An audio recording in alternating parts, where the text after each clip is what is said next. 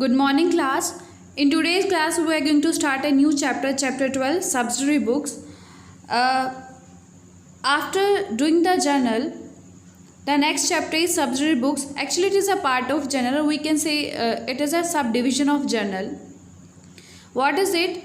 It is if you are doing the business on large scale, so it is no longer possible to record each and every transaction in one book only, that is journal.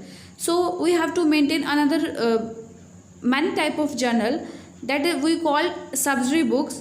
So what are the names? Another name of subsidiary books: one is book of prime entry, second one is book of original entry, third one is day journals, day books, and fourth one is journal.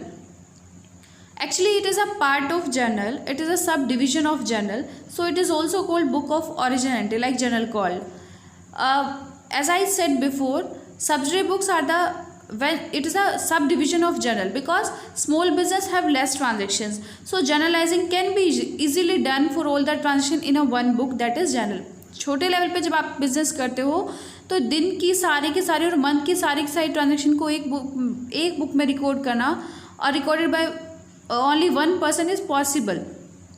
ठीक है, तो एक journal में record की जा सकती है. But if you are doing the business on large scale, अगर जो आप बिजनेस जो है बड़े लेवल पे कर रहे हो तो big business have large number of transactions, तो journalizing all the entries in one book is very difficult and time consuming also and no longer possible to done by only one person. If your business have many branches, so there are many transactions in a day or in a year or also in a month. So it is no longer possible to record each and every transaction in only one book, that is journal. So we have to divide the journal na. So when we are doing the subdivision of journal or when we maintain the sub journal, that is called subsidiary books. So to avoid it means journal, to avoid the journal too bulky and cumbersome. इतनी ज़्यादा book जो है आपकी जो है इतनी ज़्यादा बल्कि हो जाएगी, उसमें से जो मेन ट्रांजेक्शन है वो तो दिखाई नहीं देंगी. So to make it more accurate and efficient and so quick journal is subdivided into special journal which is called subsidiary books, the chapter which we are doing. ठीक है, तो journal को इतना बल्कि नहीं कर सकते हम. आपको मेन ट्रांजेक्शन, सपोज आपको क्रेडिट ट्रांजेक्शन को ही सर्च करना हो तो आप पूरी जर्नल को कैसे पलट के देखोगे, पेजेस को ऐसे ढूंढते रहोगे कि कौन कौन सी क्रेडिट ट्रांजेक्शन है. तो उसके लिए हम तो इतनी कन्वीनियंस के लिए हम जर्नल के पार्ट कर देते हैं जिनको हम सब्सिडियरी बुक्स बोलते हैं.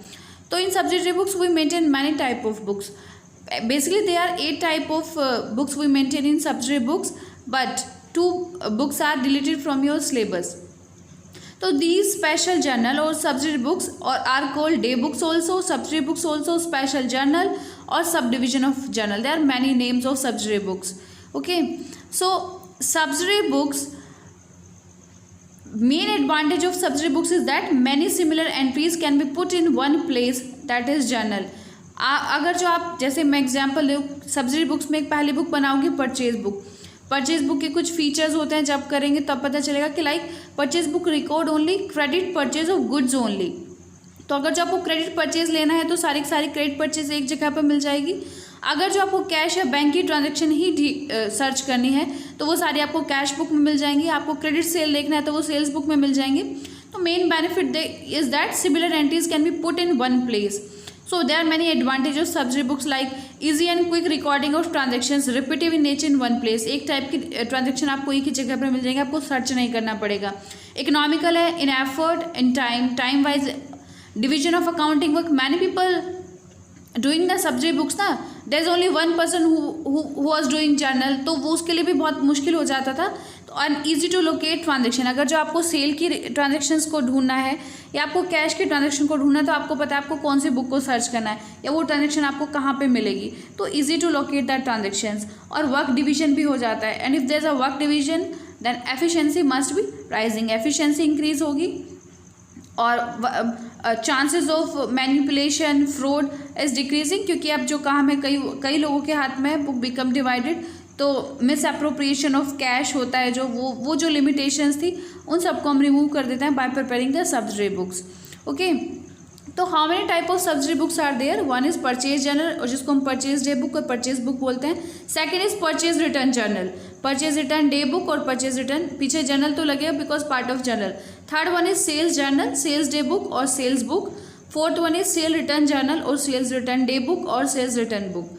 तो 1 is purchase, second purchase return, third is sale journal and fourth is sale return book and fifth is cash book which you have already done, cash book where cash and bank transactions are recorded. And after then last book where मैंने भी बताया कि पहले दो book और होती थी, bill receivable book and bill payable which is deleted now. And now last is journal proper or general journal. जब कहीं पे भी ऊपर वाले जो हमने ट्रांजेक्शन्स जो भी बुक हमने ऊपर डिस्कस की है, कोई भी ट्रांजेक्शन अगर जो ऊपर वाली बुक में नहीं आती then it place in last book, that is journal proper और जनरल जर्नल. ठीक है. Only the what you have seen and what you have observed here, only the credit transactions of goods are recorded in first 4 initial 4 book जो है. Above 4 book जो हमने की यहाँ पे सिर्फ क्रेडिट ट्रांजेक्शन्स को रिकॉर्ड किया जाएगा. जितने भी कैश और बैंक की ट्रांजेक्शन है वो कैश बुक में रिकॉर्ड की जाएंगे. And transaction that are not recorded anywhere that put in general proper और जनरल जर्नल, वो लास्ट में जनरल प्रॉपर में डाली जाएंगी जो ऊपर वाली बुक किसी भी बुक में नहीं आई है.